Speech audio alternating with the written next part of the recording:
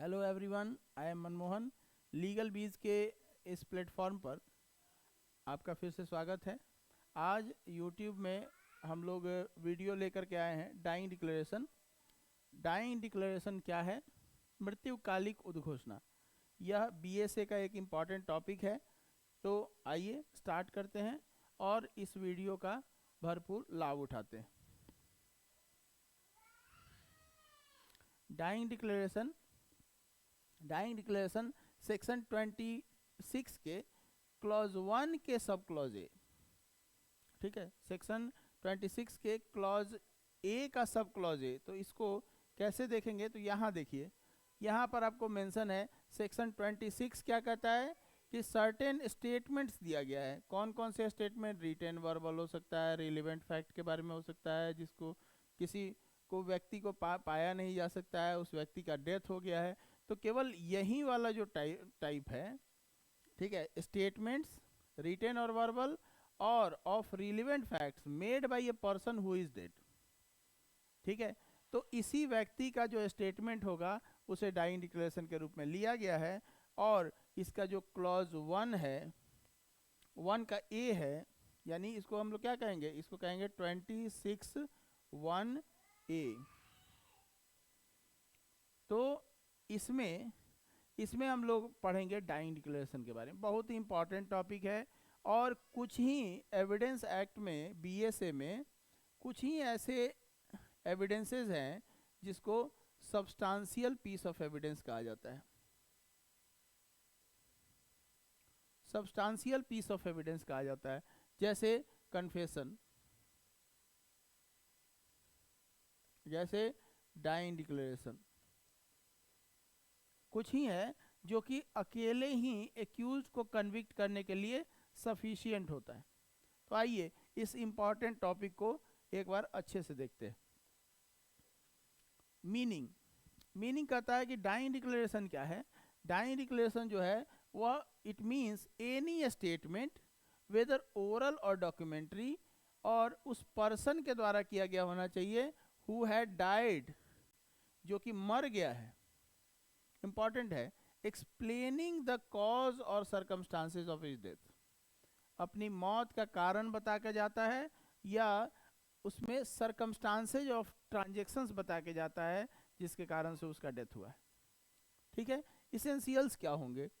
Essentials होगा कि statement oral और रिटन हो सकता है।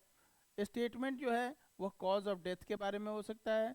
सर्कमस्टांसेज ऑफ ट्रांजेक्शन के बारे में हो सकता है जिसके रिजल्ट में उसका डेथ हुआ। डेथ जो होना चाहिए वह जरूरी है। पर्सन जिसने स्टेटमेंट दिया है उसका डेथ होना जरूरी है।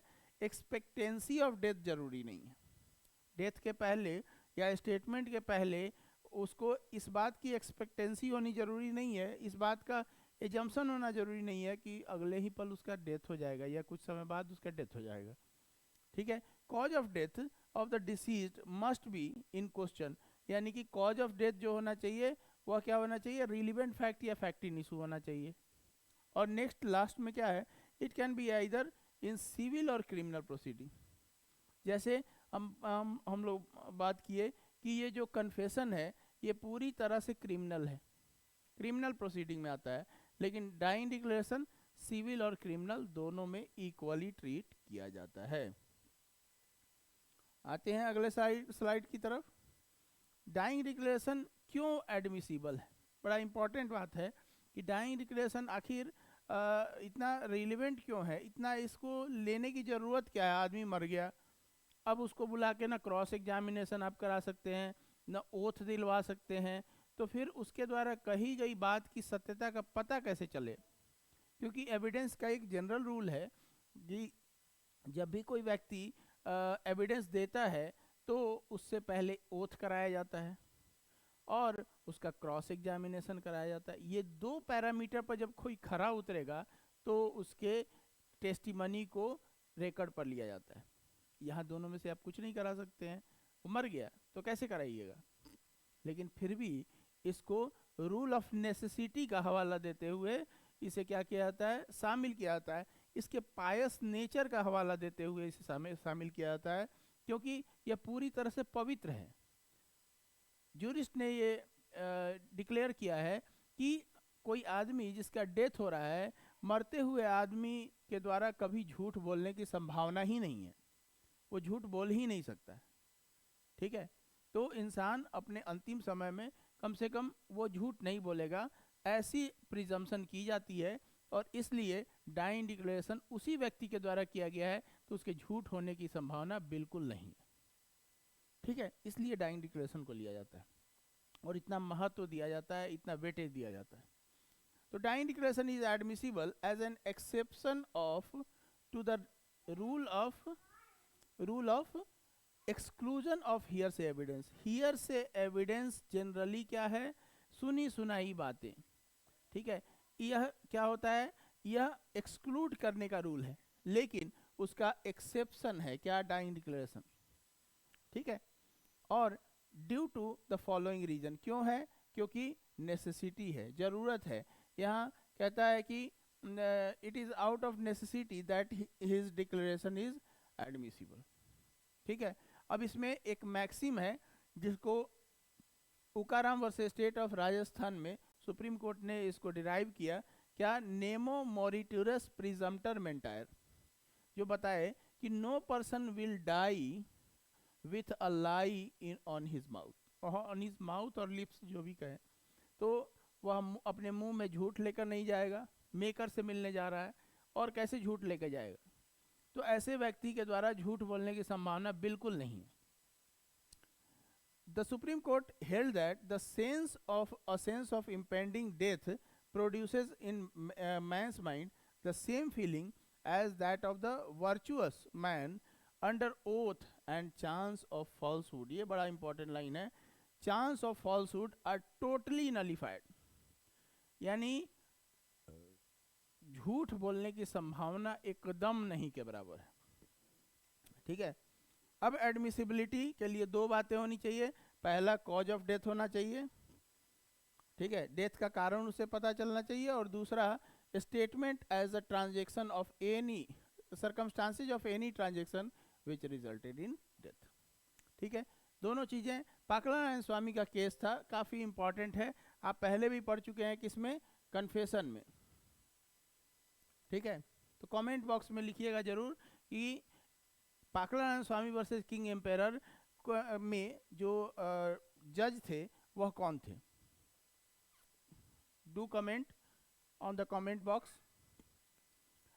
इसमें पाकला नारायण स्वामी वर्सेस किंग एम्पेरर के केस में जो जज थे उन्होंने बताया कि पाकला नारायण स्वामी के यहाँ पैसा मांगने के लिए जो डिसीज्ड पर्सन है वह गया हुआ था, और उसने इस बात की जानकारी अपनी पत्नी को दी कि मैं जा रहा हूँ, मेरा पैसा बकाया है और मैं पाकला नारायण स्वामी से आज पैसा लेके ही आऊँगा।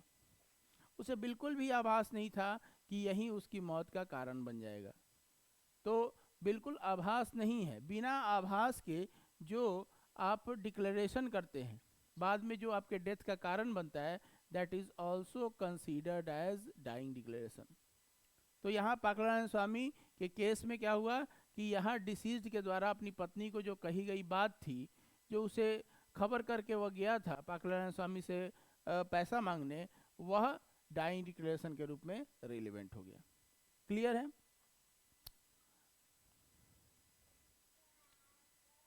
नेक्स्ट कहता है कि सर्कमस्टांसेज ऑफ ट्रांजेक्शन।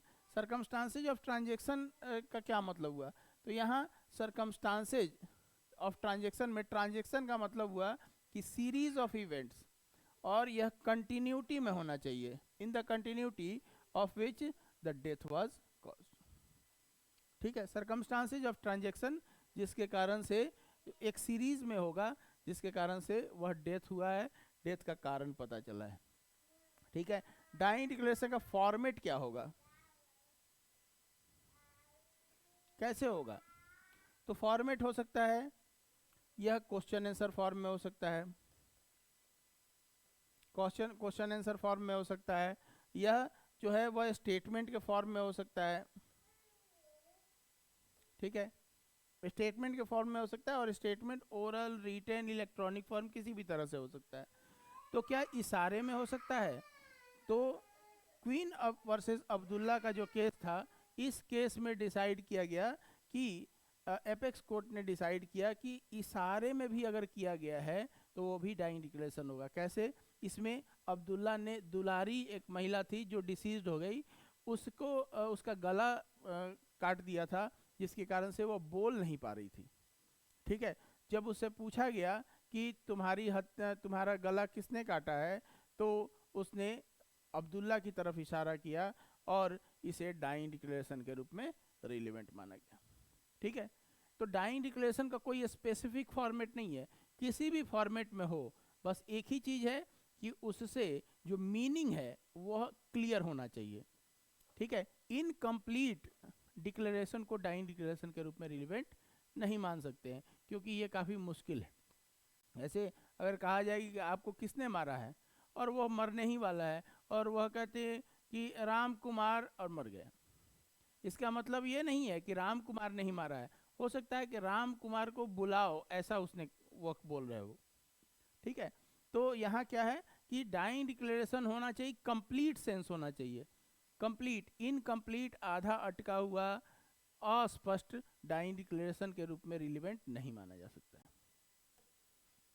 आगे बढ़ते हैं, तो एक केस और है, Sharda Birdichand Sharda versus state of Maharashtra. इस केस में क्या कहा गया, इसमें सरकमस्टांसेज ऑफ ट्रांजैक्शन के बारे में बताया गया। सरकमस्टांसेज ऑफ ट्रांजैक्शन क्या है? जैसे शारदा बिरदीचंद शारदा में जो महिला है जिसका डेथ हुआ था, उसका जो डेथ हुआ था, तो उसने डेथ के पहले अपने मायके के लोगों को, जैसे बहन को, जैसे माँ को, ठीक है, फादर को, उसने कई सारे लेटर लिखे और उसमें अपनी दशा के बारे में, अपना मेंटल स्टेटस बताया, ससुराल में उसके साथ कैसे लोग पेश आ रहे हैं वो बताया। ठीक है, और सारी चीज़ें बताई कि क्रूएल्टी कैसे किया जा रहा है, क्या किया जा रहा है, और उसके बाद उसका डेथ हो गया।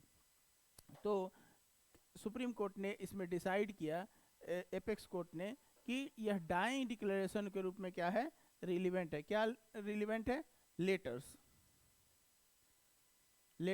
Written to written to her sister, written to her mother, वो सारे क्या होंगे, सरकमस्टांसेज ऑफ ट्रांजैक्शन के रूप में रिलीवेंट होंगे, जो बाद में उसकी मौत का कारण बता रहा है, या जैसे कि ससुराल के लोगों ने क्रूएल्टी किया है। ठीक है, तो सरकमस्टांसेज ऑफ ट्रांजैक्शन में यहाँ पर बताया गया कि सरकमस्टांसेज ऑफ ट्रांजैक्शन का मतलब जो है वो सरकमस्टांशियल एविडेंस नहीं है। इसका मतलब क्या है कि the necessary condition for admissibility of such statement is that there must be proximate relation to the actual occurrence. Actual occurrence यानी डेथ के साथ उसका क्या होना चाहिए, प्रॉक्सिमेट रिलेशन होना चाहिए। ठीक है, एंटीसिपेशन बता ही चुके हैं, पाकलानंद स्वामी के केस में एंटीसिपेशन जरूरी नहीं है। नेक्स्ट है कि एक बहुत इंपॉर्टेंट केस है, वह है खुशहाल Rao versus state of Bombay का। इसमें एविडेंसरी वैल्यू के बारे में बताया गया कि डाइंग डिक्लेरेशन का एविडेंसरी वैल्यू क्या है। तो एविडेंसरी वैल्यू है substantive piece of evidence. Video के स्टार्ट में ही बताया गया कि यह कैसा एविडेंस है, सब्सटेंटिव पीस ऑफ एविडेंस। और ऐसा एविडेंस क्या होता है, इस अकेले से ही एक्यूज्ड को क्या किया जा सकता है, कन्विक्ट किया जा सकता है। ठीक है, अकेले से ही एक्यूज्ड को कन्विक्ट किया जा सकता है। That evidence is considered as substantial piece of evidence.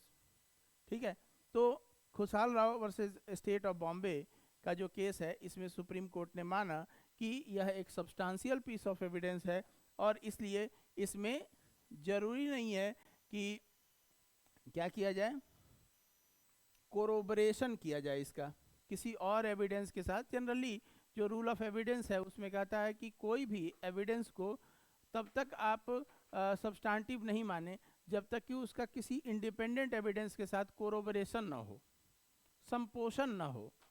लेकिन यहाँ कह रहा है कि ऐसा कोई रूल नहीं है, अकेले डाइंग डिक्लेरेशन के आधार पर कन्विक्शन। ठीक है, नेक्स्ट आते हैं, एक और केस था, अब इसी का एक्सेप्शन है, संपत काले वर्सेस स्टेट ऑफ महाराष्ट्र का केस। इसमें कहता है कि कोई ये सेट प्रिंसिपल नहीं है कि कोरोबरेशन जरूरी है, लेकिन फिर भी corroborative evidence may be required when there is doubt as to whether the victim was in a fit state of mind to make the statement. यहाँ पर सुप्रीम कोर्ट ने एक अलग वर्डिक्ट दिया और यहाँ पर कहा कि हो सकता है कि आदमी मरने वाला है तो उसका स्टेट ऑफ माइंड इस तरह का नहीं है कि वह डिक्लेरेशन करने के लिए फिट हो, इसलिए उसके स्टेटमेंट को बहुत समझ बूझ करके एक्सेप्ट किया जाना चाहिए और उसका किसी इंडिपेंडेंट एविडेंस के साथ कोरोबरेशन करा लेना चाहिए। तो यह क्या है, रूल ऑफ प्रूडेंस की तरह है। ये केस का नाम है संपत काले versus state of Maharashtra. Next हम लोग इसमें देखते हैं कि अब एक कंडीशन और आता है। क्या कंडीशन, कि अगर जो डाइंग डिक्लेरेशन कर रहा है, कोई डिक्लेरेशन कर रहा है, उस आदमी का डेथ ही ना हो तो क्या यह बेकार हो जाएगा? तो कहता है कि नहीं, यह बेकार नहीं होगा। तो एक केस है Maqsudan versus state of UP 1983। इसमें कहा गया कि अगर डिक्लेरेंट सरवाइव कर जाता है, बच जाता है, तो क्या होगा, statement can not be used as dying declaration, लेकिन यह बेकार नहीं हुआ, it can be used for corroboration under section 157 अभी 160 और फॉर कॉन्ट्राडिक्शन अंडर सेक्शन 145, जिसको अब बीएसए में 148 में रखा गया है। ठीक है। और in case of declarant appears as witness. एक और चीज आप देखेंगे, एक और केस है, वह है Ram Bihari Yadav versus state of Bihar का। इसमें कहा गया कि dying declaration duly recorded by a doctor और any other person is also admissible and can be relied on if found trustworthy. यानी डाइंग डिक्लेरेशन से किससे किया जा सकता है? डाइंग डिक्लेरेशन किसी से भी किया जा सकता है, पुलिस से किया जा सकता है, मजिस्ट्रेट से किया जा सकता है, डॉक्टर से किया जा सकता है। ठीक है, किसी भी व्यक्ति से डाइंग डिक्लेरेशन किया जा सकता है। कन्फेशन पुलिस से नहीं किया जा सकता है, लेकिन डाइंग डिक्लेरेशन पुलिस से भी किया जा सकता है। हाँ, एक यहाँ रूल ऑफ प्रूडेंस ये है कि अगर पुलिस से किया जा रहा है तो इस बात की खोजबीन जरूर की जाएगी कि पुलिस ने मजिस्ट्रेट को क्यों नहीं बुलाया। ठीक है, तो डाइंग डिक्लेरेशन में आपको इतनी सारी चीज़ें इंपॉर्टेंट है। ठीक है, अब एक चीज़ और इसमें देख सकते हैं कि डाइंग डिक्लेरेशन जो होगा उसमें उसको प्रूव करने का बर्डन किस पर है?